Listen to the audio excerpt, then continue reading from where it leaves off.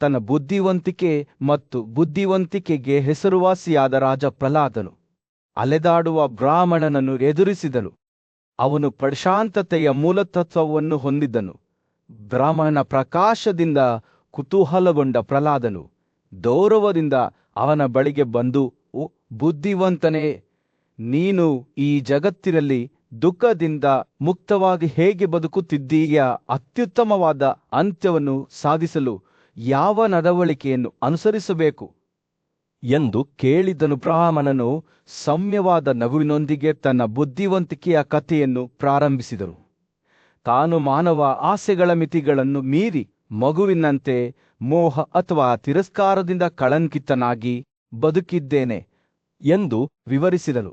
ನಾನು ಎಲ್ಲಾ ಪ್ರಾಪಂಚಿಕ ಅನ್ವೇಷಣೆಗಳ ಬಗ್ಗೆ ಅಸಡ್ಡೆ ಹೊಂದಿದ್ದೇನೆ ಮತ್ತು ಸಂತೋಷ ಅಥವಾ ದುಃಖವನ್ನು ಗಮನಿಸುವುದಿಲ್ಲ, ಏಕೆಂದರೆ ಜೀವನವು ಕ್ಷಣವಾಗಿದೆ ಮತ್ತು ಎಲ್ಲವೂ ಕೊಳೆತ ಮತ್ತು ಸಾವಿಗೆ ಒಳಪಟ್ಟಿವೆ ಎಂದು ನಾನು ಅರ್ಥಮಾಡಿಕೊಂಡಿದ್ದೇನೆ ಎಂದು ಹೇಳಿದನು. ಪ್ರಹ್ಲಾದರು ಬ್ರಾಹ್ಮಣನ ಮಾತುಗಳಿಂದ ಆಕರ್ಷಿತನಾದನು ಮತ್ತು ಅವನ ಬುದ್ಧಿವಂತಿಕೆಯ ರಹಸ್ಯವನ್ನು ಬಹಿರಂಗಪಡಿಸುವಂತೆ ಕೇಳಿದನು. ಬ್ರಾಹ್ಮಣನು ಅಜಾಗರ ಪ್ರತಿಜ್ಞೆಯ ಬಗ್ಗೆ ಮಾತನಾಡಲು ಪ್ರಾರಂಭಿಸಿದನು. ಇದು ವಿಷಯಗಳ ತಲೆಮಾರುಗಳ ಮೂಲಕ ಹಾದುಹೋಗುವ ಜೀವನ ವಿಧಾನವಾಗಿದೆ. ಈ ಪ್ರತಿಜ್ಞೆಯು ಭಯ, ಕಾಮ, ಮೂರ್ಖತನ ಮತ್ತು ಕೋಪದಿಂದ ಸ್ವಾತಂತ್ರ್ಯವನ್ನು ಹೊಂದಿದೆ.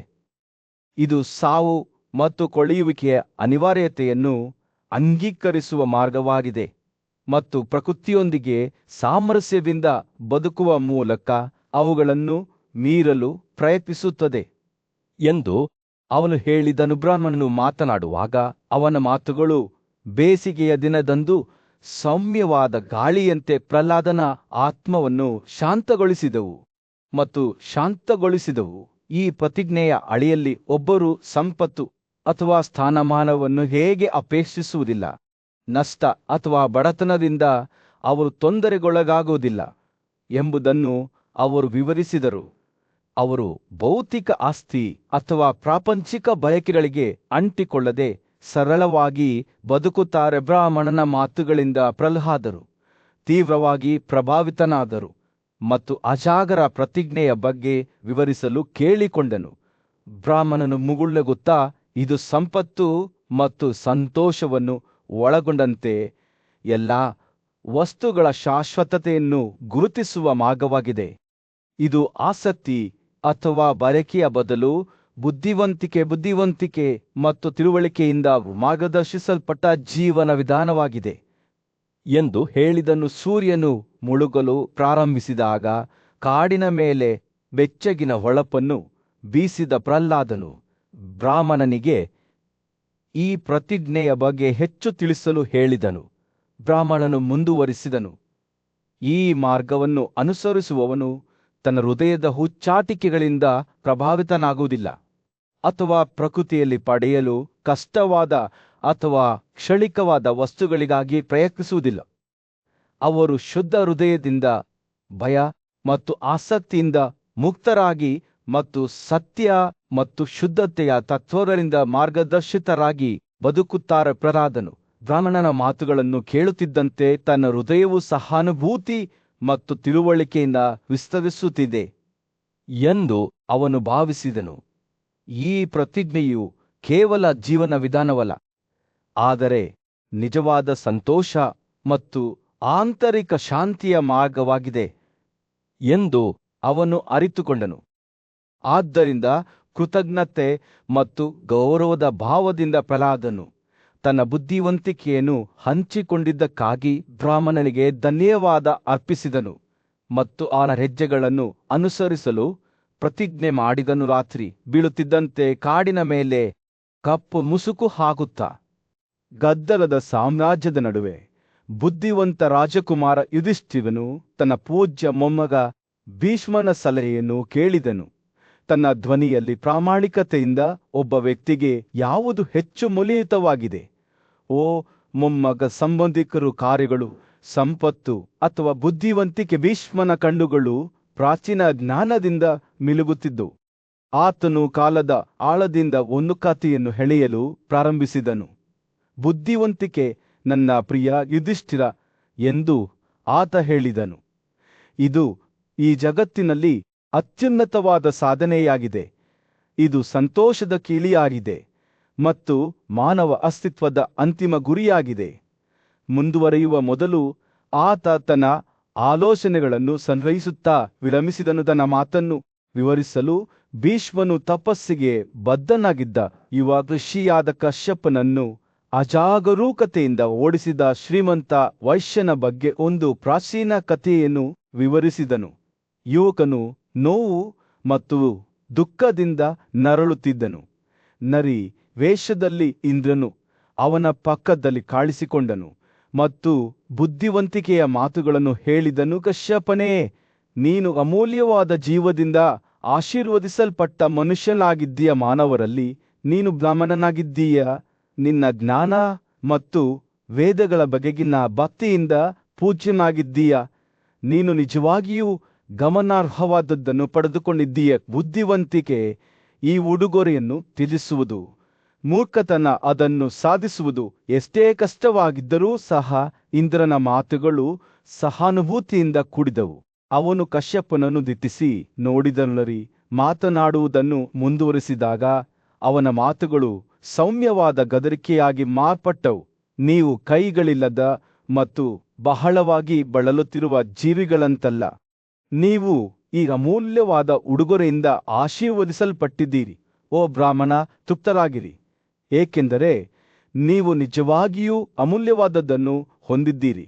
ಇಂದ್ರನ ಕಣ್ಣುಗಳು ಪ್ರತಿ ಅಂಶಕ್ಕೂ ಒತ್ತು ನೀಡುತ್ತಾ ಹೊಳೆಯುತ್ತಿದ್ದವು. ಮಾನವ ಆಸೆಗಳ ಕ್ಷಣಿಕತೆ ಮತ್ತು ಭೌತಿಕ ಆಸ್ತಿ ಅಥವಾ ಸಾಮಾಜಿಕ ಸ್ಥಾನಮಾನದ ಮೂಲಕ ಸಂತೋಷವನ್ನು ಹುಡುಕುವ ನಿರರ್ಥಕತೆಯನ್ನು ಬಹಿರಂಗಪಡಿಸುವ ಕಥೆಯು ಮತ್ತಷ್ಟು ತೆರೆದುಕೊಂಡಿತು. ಭೀಷ್ಮನ ಪ್ರಕಾರ ಮಾನವರು ಸಂಪತ್ತು, ಸಾರ್ವಭೌಮತ್ವ ಮತ್ತು ದೈವತ್ವವನ್ನು ಸಹ ಶಾಶ್ವತವಾಗಿ ಬೆನ್ನಟ್ಟುತ್ತಿದ್ದ. ಆದರೆ ನಿಜವಾದ ತೃಪ್ತಿಯು ಈ ಕ್ಷಣಿಕ ಸ್ವಾಧೀನಗಳಲ್ಲಿ ಇಲ್ಲ. ಭೀಷ್ಮನ ಮಾತುಗಳು ಬೇಸಿಗೆಯ ದಿನದಂದು ಸೌಮ್ಯವಾದ ಗಾಳಿಯಂತೆ ಇದ್ದವು. ಯುಧಿಷ್ಠಿರನ ತೊಂದರೆಗೊಳಗಾದ ಮನಸ್ಸನ್ನು ಶಾಂತಗೊಳಿಸಿದವು. ಎಲ್ಲ ವಸ್ತುಗಳ ಶಾಶ್ವತತೆಯ ಬಗ್ಗೆ ಅವರು ಮಾತನಾಡಿದರು. ಹೇಗೆ ಅತ್ಯಂತ ಅಪೇಕ್ಷಣೀಯ ವಸ್ತುಗಳು ಸಹ ನಮ್ಮ ಆಳವಾದ ಬಯಕೆಗಳನ್ನು ನಿಜವಾಗಿಯೂ ತೃಪ್ತಿಪಡಿಸುವುದಿಲ್ಲ. ಕಥೆಯು ಕೊನೆಗೊಳ್ಳುತ್ತಿದ್ದಂತೆ ಭೀಷ್ಮನು ಕಶ್ಯಪನಿಗೆ ಮತ್ತು ವಾಸ್ತವವಾಗಿ ಯುಧಿಷ್ಠಿರನಿಗೆ ಒಂದು ಆಳವಾದ ಸಂದೇಶವನ್ನು ನೀಡಿದನು. ನಿಮ್ಮ ಆಸೆಗಳಿಂದ ವಿಚಲಿತರಾಗಬೇಡಿ ಅಥವಾ ನಿಮ್ಮ ಇಂದ್ರಿಯಗಳಿಂದ ಕೂಡರಾಗಬೇಡಿ. ಬದಲಿಗೆ ಬುದ್ಧಿವಂತಿಕೆಯನ್ನು ಬೆಳೆಸಿಕೊಳ್ಳಿ. ಆಗ ನೀವು ನಿಜವಾದ ಸಂತೋಷವನ್ನು ಕಂಡುಕೊಳ್ಳುತ್ತೀರಿ. ಈ ಮಾತುಗಳೊಂದಿಗೆ ಭೀಷ್ಮನ ಕಥೆಯು ಮುಕ್ತಾಯವಾಯಿತು. ಯುಧಿಷ್ಠಿರನು ಅವನೊಂದಿಗೆ ಹಂಚಿಕೊಂಡ ಕಾಲಾತೀತ ಬುದ್ಧಿವಂತಿಕೆಯ ಬಗ್ಗೆ ಯೋಚಿಸಲು ಅವಕಾಶ ಮಾಡಿಕೊಟ್ಟಿತು. ಯುಧಿಷ್ಠಿರನು ತನ್ನ ಮೊಮ್ಮಗನ ಬೋಧನೆಗಳನ್ನು ಸ್ವೀಕರಿಸಿದಾಗ ರಾಜ್ಯವು ಮೌನವಾಯಿತು. ರಾಜಕುಮಾರನಿಗೆ ಒಂದು ಅಮೂಲ್ಯವಾದ ಉಡುಗೊರೆಯನ್ನು ನೀಡಲಾಗಿದೆ ಎಂದು ತಿಳಿದಿತು. ನಿಜವಾದ ಸಂತೋಷವು ಬಾಹ್ಯ ಆಸ್ತಿ ಅಥವಾ ಕ್ಷಣಿಕ ಬಳಕೆಗಳಲ್ಲಿಲ್ಲ ಎಂಬ ತಿಳುವಳಿಕೆ. ಹಸ್ತಿನಾಪುರದ ಉರುಳುತ್ತಿರುವ ಬೆಟ್ಟಗಳ ಮೇಲೆ ಸೂರ್ಯನು ಮುಳುಗಿ ಪಾಂಡವರಲ್ಲಿ ಹಿರಿಯನಾದ ಯುಧಿಷ್ಠಿರನ ಸುತ್ತಲೂ ನೆರೆದಿದ್ದ ಸಭೆಯ ಮೇಲೆ ಬೆಚ್ಚಗಿನ ಕಿತ್ತಳೆ ಬಣ್ಣದ ಹೊಳಪನ್ನು ಬೀರಿದನು. ರಾಜಕುಮಾರನ ಕಣ್ಣುಗಳು ಕುತೂಹಲದಿಂದ ಹೊಳೆಯುತ್ತಿದ್ದವು. ಅವನು ತನ್ನ ಪೂಜ್ಯ ಮೊಮ್ಮಗನಾದ ಭೀಷ್ಮನ ಕಡೆಗೆ ತಿರುಗಿ ಕೇಳಿದನು, ಪೂಜ್ಯನೇ, ನನಗೆ ಹೇಳು, ಉಡುಗೊರೆಗಳು, ತ್ಯಾಗಗಳು, ತಪಸ್ಸು ಮತ್ತು ಗುರುಗಳಿಗೆ ಹಿಂದಿರುಗಿದ ಕರ್ತವ್ಯನಿಷ್ಠ ಸೇವೆಗಳು ಬುದ್ಧಿವಂತಿಕೆ ಮತ್ತು ಹೆಚ್ಚಿನ ಸಂತೋಷವನ್ನು ಉತ್ಪಾದಿಸುತ್ತವೆಯೇ? ಭೀಷ್ಮನ ಬುದ್ಧಿವಂತ ಕಣ್ಣುಗಳು ಅವರು ಮಾತನಾಡಲು ಪ್ರಾರಂಭಿಸಿದಾಗ ಯುಧಿಷ್ಠಿರನ ಆತ್ಮದಲ್ಲಿಯೇ ಮುಳುಗಿದಂತೆ ತೋರುತ್ತಿತ್ತು. ನನ್ನ ಮಗನೇ, ಬಯಕೆ, ಕೋಪ ಮತ್ತು ಇತರ ದುಷ್ಟ ಭಾವೋದ್ರೇಕಗಳಿಂದ ಮನಸ್ಸು ಮೊಬ್ಬಾದಾಗ ಅದು ನಮ್ಮನ್ನು ಪಾಪದ ಹಾದಿಯಲ್ಲಿ ಕರೆದೊಯ್ಯುತ್ತದೆ ಮತ್ತು ನಮ್ಮ ಕ್ರಿಯೆಗಳು ಪಾಪದಿಂದ ಕಳಂಕಿತವಾಗಿದ್ದರೆ ನಾವು ನೋವಿನ ಕ್ಷೇತ್ರಗಳಲ್ಲಿ ವಾಸಿಸಲು ತೀರ್ಮಾನಿಸಲ್ಪಡುತ್ತೇವೆ. ದುಷ್ಟರು ಬಡತನದಿಂದ ಬಳಲುತ್ತಿರುವ ಪರಿಸ್ಥಿತಿಯಲ್ಲಿ ಜನಿಸುತ್ತಾರೆ. ಪದೇ ಪದೇ ಕ್ಷಾಮ, ದುಃಖ, ಭಯ ಮತ್ತು ಮರಣದಿಂದ ಪೀಡಿತರಾಗುತ್ತಾರೆ. ಭೀಷ್ಮನು ಮಾತನಾಡುತ್ತಿದ್ದಂತೆ ಆತನ ಮಾತುಗಳು ಕೇಳುವವರ ಮನಸ್ಸಿನಲ್ಲಿ ಎದ್ದು ಕಾಣುವ ಚಿತ್ರಣಗಳನ್ನು ಚಿತ್ರಿಸುವಂತೆ ತೋರುತ್ತಿತ್ತು. ಆದರೆ ಮತ್ತೊಂದೆಡೆ ನಂಬಿಕೆ ಮತ್ತು ಆತ್ಮನಿಯಂತ್ರಣದಿಂದ ಮಾರ್ಗದರ್ಶಿಸಲ್ಪಟ್ಟ ಸದ್ಗುಣಶೀಲ ಜೀವನವನ್ನು ನಡೆಸುವವರು ಸಂಪತ್ತಿನಲ್ಲಿ ಜನಿಸುತ್ತಾರೆ ಮತ್ತು ಜೀವನದ ಸಂತೋಷ ಮತ್ತು ಸಂತೋಷವನ್ನು ಆನಂದಿಸುತ್ತಾರೆ. ನಂಬಿಕೆಯಿಲ್ಲದವರನ್ನು ತಮ್ಮ ತೋಳುಗಳನ್ನು ಕಟ್ಟಿಕೊಂಡು ಕ್ರೂರ ಮೃಗಗಳು, ಹಾವುಗಳು ಮತ್ತು ದರೋಡೆಕೋರರಿಂದ ಪೀಡಿತವಾದ ವಿಶ್ವಾಸಘಾತುಕ ಭೂಮಿಗಳಿಗೆ ಕಳುಹಿಸಲಾಗುತ್ತದೆ ಎಂದು ಅವರು ಮುಂದುವರಿಸಿದರು. ಭೀಷ್ಮನ ಕಣ್ಣುಗಳು ತನ್ನ ಮುಂದೆ ನೆರೆದಿದ್ದವರ ಮುಖಗಳನ್ನು ದಿಟ್ಟಿಸುತ್ತಿದ್ದಂತೆ ಸಭೆಯು ತನ್ನ ಸಾಮೂಹಿಕ ಉಸಿರನ್ನು ಹಿಡಿದಿಟ್ಟುಕೊಂಡಿತು ಮತ್ತು ದೇವರುಗಳು ಮತ್ತು ಅತಿಥಿಗಳನ್ನು ಗೌರವಿಸುವವರ ಬಗ್ಗೆ ಏನು ಉದಾರ ಮತ್ತು ಒಳ್ಳೆಯ ಜನರನ್ನು ಇಷ್ಟಪಡುವವರು, ಅವರು ಸದ್ಗುಣದ ಹಾದಿಯಲ್ಲಿ ನಡೆಯುತ್ತಾರೆ. ಅವರ ಆತ್ಮಗಳು ದಾನದ ಕಾರ್ಯಗಳಿಂದ ಶುದ್ಧವಾಗುತ್ತವೆ. ಸೂರ್ಯನು ದಿಗಂತದ ಕೆಳಗೆ ಮುಳುಗಿ ಸಭೆಯನ್ನು ಮೃದುವಾದ ಸಂಜೆಯ ಬೆಳಕಿನಲ್ಲಿ ಮುಳುಗಿಸಿದಾಗ ಭೀಷ್ಮನ ಮಾತುಗಳು ತುರ್ತು ಪ್ರಜ್ಞೆಯನ್ನು ಪಡೆದುಕೊಂಡವು. ನನ್ನ ಮಗು, ಅವನು ಯುಧಿಷ್ಠಿರನಿಗೆ, ನಮ್ಮ ಕ್ರಿಯೆಗಳ ಪರಿಣಾಮಗಳು ನೆರಳಿನಂತೆ ನಮ್ಮನ್ನು ಅನುಸರಿಸುತ್ತವೆ. ನಾವು ಅವುಗಳನ್ನು ಬಿಟ್ಟು ಬಿಡಲು ಪ್ರಯತ್ನಿಸುತ್ತೇವೆಯೋ ಇಲ್ಲವೋ? ನಾವು ಯಾವುದೇ ಕ್ರಿಯೆಗಳನ್ನು ಮಾಡಿದರೂ ನಾವು ಅವುಗಳ ಫಲವನ್ನು ಎದುರಿಸಬೇಕಾಗುತ್ತದೆ. ಸಾವು ದೊಡ್ಡ ಸಮತೋಲನವಾಗಿದೆ. ಎಲ್ಲ ಜೀವಿಗಳನ್ನು ಅವರ ಉದ್ದೇಶಿತ ಅದೃಷ್ಟದ ಕಡೆಗೆ ಎಳೆಯುತ್ತದೆ. ಸಭೆಯು ಒಂದು ಕ್ಷಣ ಮೌನವಾಗಿತ್ತು. ಪ್ರತಿಯೊಬ್ಬ ವ್ಯಕ್ತಿಯು ಭೀಷ್ಮನ ಮಾತುಗಳ ಭಾರವನ್ನು ಪ್ರತಿಬಿಂಬಿಸುತ್ತಿದ್ದಂತೆ ನಂತರ ಪೂಜ್ಯ ಯೋಧನು ಮುಂದುವರಿಸಿದನು. ಯಾವುದೇ ಬಾಹ್ಯ ಪ್ರಯತ್ನವಿಲ್ಲದೆ ಹೂವುಗಳು ಮತ್ತು ಹಣ್ಣುಗಳು ತಮ್ಮದೇ ಸಮಯದಲ್ಲಿ ಅರಳುವಂತೆಯೇ ನಮ್ಮ ಕ್ರಿಯೆಗಳ ಪರಿಣಾಮಗಳು ಸಹ ಅವರದೇ ಆದ ವೇಳಾಪಟ್ಟಿಯ ಪ್ರಕಾರ ತೆರೆದುಕೊಳ್ಳುತ್ತವೆ. ನಮ್ಮ ಹಿಂದಿನ ಕ್ರಿಯೆಗಳ ಪರಿಣಾಮಗಳನ್ನು ನಾವು ಅನುಭವಿಸಿದ ನಂತರ ನಮಗೆ ಯಾವುದೇ ಗೌರವ, ಅವಮಾನ, ಲಾಭ ಅಥವಾ ನಷ್ಟವಿಲ್ಲ. ರಾತ್ರಿಯ ಆಕಾಶದಲ್ಲಿ ನಕ್ಷತ್ರಗಳು ಮಿನುಗಲು ಪ್ರಾರಂಭಿಸಿದಾಗ ಭೀಷ್ಮನ ಮಾತುಗಳು ಭರವಸೆಯ ನೋಟವನ್ನು ಪಡೆದುಕೊಂಡವು. ಒಂದು ಕರು ತನ್ನ ತಾಯಿಯನ್ನು 1000 ಹಸುಗಳಲ್ಲಿ ಗುರುತಿಸಿದಂತೆ ನಮ್ಮ ಹಿಂದಿನ ಜೀವನದ ಕ್ರಿಯೆಗಳು ಸಹ ನಮ್ಮ ಮುಂದಿನ ಜೀವನದಲ್ಲಿ ನಮ್ಮನ್ನು ಗುರುತಿಸುತ್ತವೆ ಮತ್ತು ಭೇಟಿ ಮಾಡುತ್ತವೆ. ಮತ್ತು ತೊಳೆದ ನಂತರ ಬಟ್ಟೆಯ ತುಂಡು ಸ್ವಚ್ಛವಾದಂತೆ, ಹಾಗೆಯೇ ಪ್ರಶಾಂತವಾದ ಕಾಡಿನ ಮಧ್ಯದಲ್ಲಿ ಪಾಂಡವ ಸಹೋದರರಲ್ಲಿ ಹಿರಿಯನಾದ ಯುಧಿಷ್ಠಿರನು ತನ್ನ ಪೂಜ್ಯ ಮೊಮ್ಮಗನಾದ ಭೀಷ್ಮನ ಪಕ್ಕದಲ್ಲಿ ಚಿಂತನಶೀಲ ಮೌನದಲ್ಲಿ ಕುಳಿತಿದ್ದನು. ಯುಧಿಷ್ಠಿರನು ಶತಮಾನಗಳಷ್ಟು ಹಳೆಯದಾದ ಒಂದು ಪ್ರಶ್ನೆಯನ್ನು ಮುಂದಿಟ್ಟಾಗ ಅದು ಅನೇಕ ಬುದ್ಧಿವಂತ ಋಷಿ ಮತ್ತು ತತ್ವಜ್ಞಾನಿಗಳನ್ನು ದೀರ್ಘಕಾಲ ಗೊಂದಲಕ್ಕೀಡು ಮಾಡಿತ್ತು. ಅಜ್ಜಿ, ನನಗೆ ಹೇಳು, ಈ ವಿಶಾಲವಾದ ಬ್ರಹ್ಮಾಂಡವು ಎಲ್ಲಿಂದ ಹುಟ್ಟಿತು? ಇದು ಯಾರ ಸೃಷ್ಟಿ? ಮತ್ತು ವಿನಾಶವು ಸಂಭವಿಸಿದಾಗ ಅದು ಯಾರಿಗೆ ಮರಳುತ್ತದೆ? ಸಾಗರಗಳಿಂದ ಹಿಡಿದು ಆಕಾಶ, ಪರ್ವತಗಳು, ಮೋಡಗಳು, ಭೂಮಿ, ಬೆಂಕಿ ಮತ್ತು ಗಾಳಿಯವರೆಗೆ ಎಲ್ಲ ವಸ್ತುಗಳ ಮೂಲವನ್ನು ನಾನು ತಿಳಿದುಕೊಳ್ಳಲು ಬಯಸುತ್ತೇನೆ. ಎಲ್ಲ ವಸ್ತುಗಳು ಹೇಗೆ ಸೃಷ್ಟಿಯಾದವು ಮತ್ತು ಅವುಗಳ ಅಸ್ತಿತ್ವದ ಸ್ವರೂಪವೇನು? ತನ್ನ ಕಥೆಯನ್ನು ಪ್ರಾರಂಭಿಸುವಾಗ ಭೀಷ್ಮನ ಕಣ್ಣುಗಳು ಆಳವಾದ ಬುದ್ಧಿವಂತಿಕೆಯಿಂದ ಹೊಳೆಯುತ್ತಿದ್ದವು. ಈ ಸಂಬಂಧದಲ್ಲಿ ನಾನು ಭೃಗು ಅವನು ಭಾರದ್ವಾಜರಿಗೆ ಹೇಳಿದ ಒಂದು ಪ್ರಾಚೀನ ನಿರೂಪಣೆಯನ್ನು ವಿವರಿಸುತ್ತೇನೆ ಎಂದು ಅವರು ಹೇಳಿದರು. ಸನ್ನಿವೇಶವು ಭವ್ಯವಾದ ಶಿಖರಕ್ಕೆ ಸ್ಥಳಾಂತರಗೊಂಡಿತು. ಅಲ್ಲಿ ಭಾರದ್ವಾಜನು ಕೈಲಾಸ ಪರ್ವತದ ಮೇಲೆ ದೇವತೆಯಂತೆ ಕುಳಿತಿದ್ದ. ಪ್ರಕಾಶಮಾನವಾದ ಋಷಿ ಭೃಗು ಅವರ ಮುಂದೆ ನಿಂತನು. ಭಾರದ್ವಾಜನು ತನ್ನ ಪ್ರಶ್ನೆಗಳನ್ನು ಕೇಳಿದಾಗ ಗಾಳಿಯು ಜ್ಞಾನದ ಭಾರದಿಂದ ಕಂಪಿಸಿತು. ಈ ಜಗತ್ತನ್ನು ಯಾರಿಂದ ಸೃಷ್ಟಿಸಲಾಯಿತು? ಎಲ್ಲಾ ಜೀವಿಗಳು ಹೇಗೆ ಜನಿಸಿದವು? ಅವುಗಳ ಶುದ್ಧತೆ ಮತ್ತು ಅಶುದ್ಧತೆಯ ಮೂಲ ಯಾವುದು ಮತ್ತು ಸದ್ಗುಣ ಮತ್ತು ದುರ್ಗುಣಗಳನ್ನು ನಿಯಂತ್ರಿಸುವ ನಿಯಮಗಳು ಯಾವುವು. ಭೃಗು ಅವರ ಧ್ವನಿಯು ಗುಡುಗಿನಂತೆ ಕೂಗಿತು, ಆದರೂ ಅದು ಪಾರಮಾರ್ಥಿಕ ಶಾಂತತೆಯಿಂದ ಕೂಡಿತ್ತು. ಮಾನಸರೆಂದು ಕರೆಯಲ್ಪಡುವ ಒಂದು ಪ್ರಾಚೀನ ಜೀವಿ ಅಸ್ತಿತ್ವದಲ್ಲಿದೆ, ಅವನಿಗೆ ಆರಂಭ ಅಥವಾ ಅಂತ್ಯವಿಲ್ಲ ಎಂದು ಅವರು ಘೋಷಿಸಿದರು. ಅವನು ಅಪ್ರಕಟಿತ, ಶಾಶ್ವತ, ಅಪಕ್ವ ಮತ್ತು ಬದಲಾಗದವನು. ಅವನ ಮೂಲಕ ಎಲ್ಲಾ ಜೀವಿಗಳು ಜನಿಸುತ್ತವೆ ಮತ್ತು ಸಾಯುತ್ತವೆ.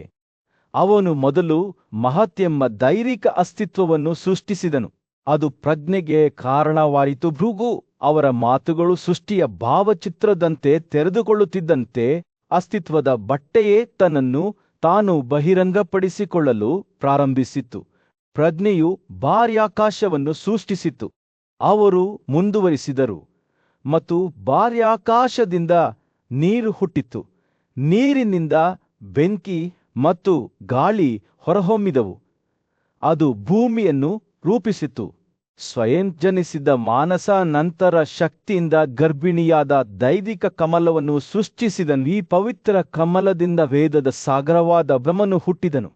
ಅವನು ತನ್ನ ಜನನದ ನಂತರ ಘೋಷಿಸಿದನು, ನಾನೇ ಅವನು. ಹೀಗೆ ಅವನು ಪ್ರಜ್ಞೆ ಎಂದು ಹೆಸರಾದನು.